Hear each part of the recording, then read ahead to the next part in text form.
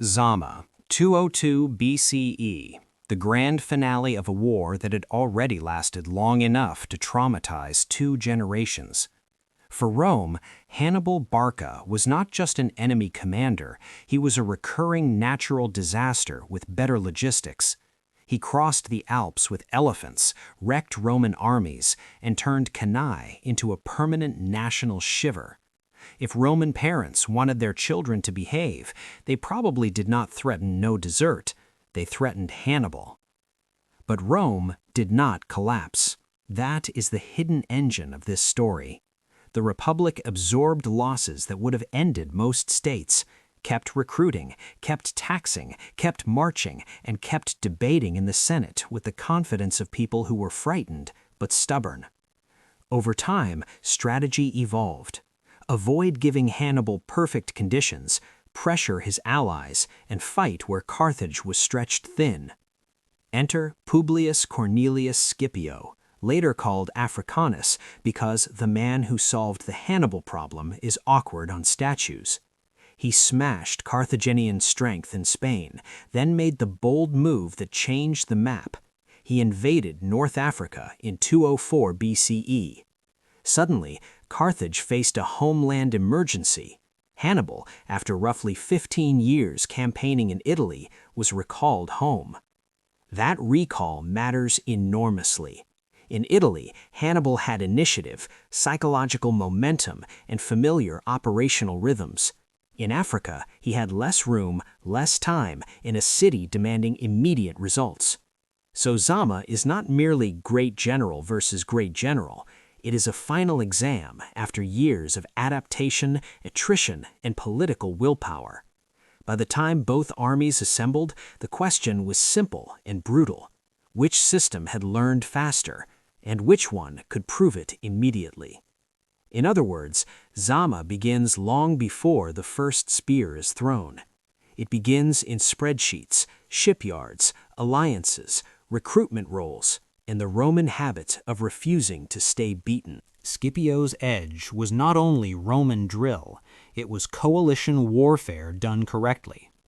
His alliance with Masinissa, king of the Numidians, gave him cavalry quality and mobility that would become decisive. Ancient battles are often pictured as infantry pushing contests, but at Zama, the horsemen were the hidden clockwork. Whoever controlled cavalry would eventually control space, timing, and panic. Before battle, Hannibal and Scipio reportedly met for negotiations. Imagine 2 legendary commanders speaking calmly while each silently calculates casualties. No agreement emerged. Diplomacy shut down, and the war resumed in its most literal form. Hannibal deployed elephants up front, then infantry lines in depth with veterans from Italy in the rear. Scipio arranged his legions with deliberate lanes between formations, a technical decision with dramatic effects. Elephants are terrifying when they slam into packed ranks. They are less effective when channeled through controlled gaps, while trumpets, horns, and javelins create chaos. When the fighting opened, Hannibal launched the elephants. Some charged well, many panicked in the noise.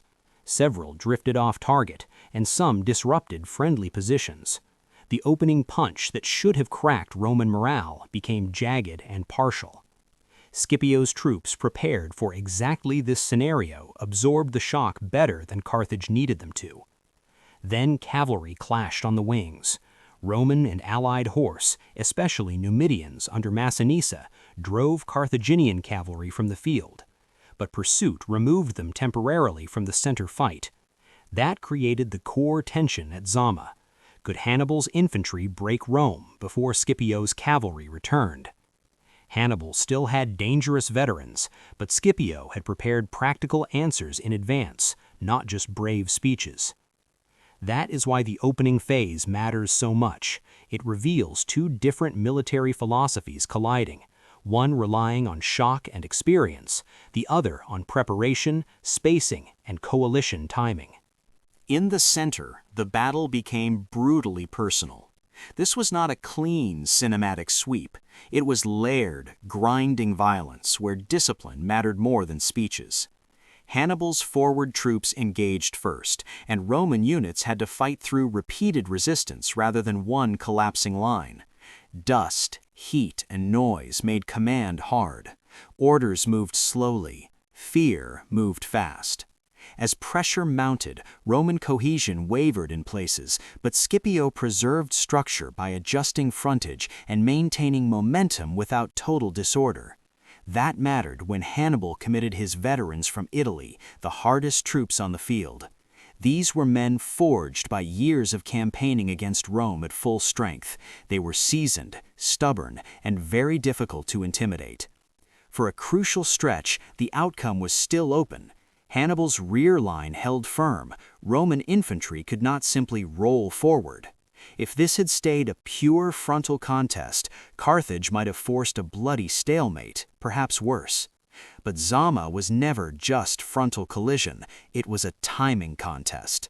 The timer expired when Masinissa and Laelius returned with cavalry from pursuit.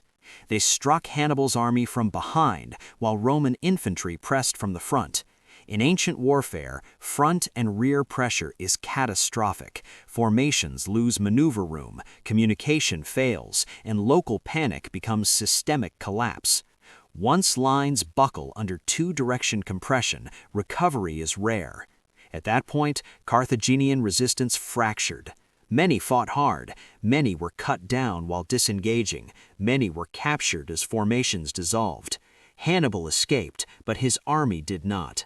Zama ended not with a heroic duel, but with operational reality. The side that managed cavalry timing and infantry order at the decisive minute won. Ancient historians summarize, soldiers lived the confusion. Those ordinary decisions, repeated thousands of times in terror and dust, are what transformed strategy into outcome. No diagram can fully capture that human pressure. After Zama, the strategic picture was unmistakable. Carthage could no longer continue the Second Punic War on equal terms. Rome imposed severe peace terms: loss of overseas possessions, surrender of most warships, heavy indemnities, and strict limits on independent war-making. Carthage survived as a city, but not as a peer military power. Rome did not merely win a battle, it rewrote the Western Mediterranean balance. Scipio gained immense prestige and the title Africanus. Hannibal, despite defeat, did not become a lesser figure. Zama is not proof that he forgot how to command. It is proof that genius can still lose when strategy, alliances, and resources shift over time. Hannibal had brilliance. Scipio had preparation. Masinissa had cavalry superiority. Rome had institutional stamina. History rewarded the combination. The long-term significance is enormous. Rome learned from trauma. Cannae had nearly shattered Roman confidence. Zama reforged it.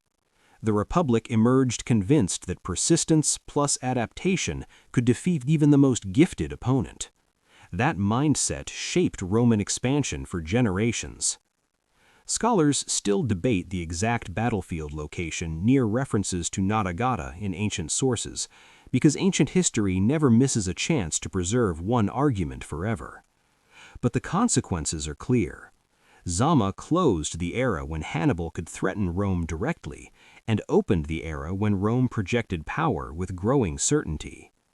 So the verdict is sharp and simple. This was the moment Rome stopped fighting only to survive and started fighting to dominate. If Cannae asked whether Rome could be broken, Zama answered with dry Roman efficiency. Apparently not. For everyone else around the Mediterranean, that answer came with a long aftershock and a very long Roman memory. It also transferred initiative. Carthage became reactive, negotiating from weakness, while Rome became proactive, increasingly willing to shape threats abroad before they could ever reach Italy.